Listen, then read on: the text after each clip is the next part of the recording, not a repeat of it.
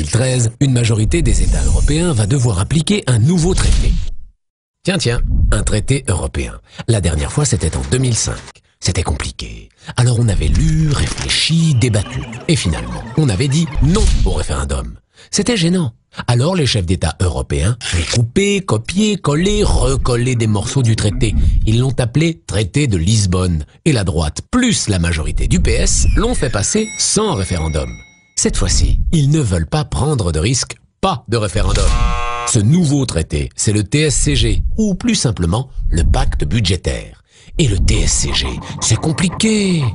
Il y a d'abord la fameuse règle d'or. C'est l'obligation pour les pays d'arriver à l'équilibre budgétaire, c'est-à-dire ne pas dépenser plus qu'ils ne gagnent. Aujourd'hui, aucun État n'y arrive car pour investir, développer ses écoles, ses hôpitaux, ses musées, un pays a besoin d'emprunter, donc de s'endetter, comme vous, comme moi. Mais le nouveau traité dit « stop !»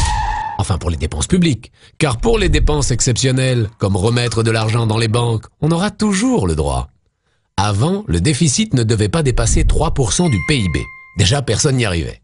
Maintenant, il ne devra plus dépasser 0,5% du PIB. Par exemple, en France, en 2010, ce déficit était de 5% du PIB, ce qui représente 96,5 milliards d'euros. Si on avait dû le ramener à 0,5%, cela aurait voulu dire une économie de 87 milliards d'euros.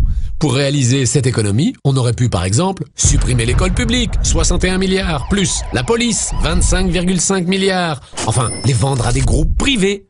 Difficile à imaginer, n'est-ce pas? Et si on n'obéit pas, c'est la punition. La Commission européenne impose soit une amende, soit une caution qui ne sera rendue que sous certaines conditions. Dépenser plus pour réduire le déficit. Logique, non? La nouvelle Europe, c'est l'Europe austéritaire. Elle va asphyxier les États et les peuples en les obligeant à dépenser toujours moins et à taxer toujours plus.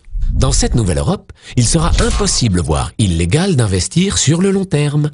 Pas d'investissement dans l'éducation pour les enfants, pas d'investissement dans les énergies renouvelables pour améliorer l'avenir de notre planète. Un futur qui fait rêver. Pourtant, d'autres solutions sont possibles. Par exemple, faire que la Banque centrale européenne prête l'argent directement aux États et non plus aux banques.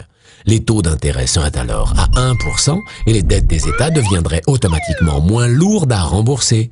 L'investissement sur le long terme serait alors possible. Simple, non? On nous fait croire que l'austérité est la seule solution. Mais elle n'en est pas une. Vite, le compte à rebours a commencé. Les chefs d'État ont prévu qu'il soit appliqué dès le 1er janvier 2013 et ils n'ont pas prévu de nous consulter. Alors, face à un tel traité,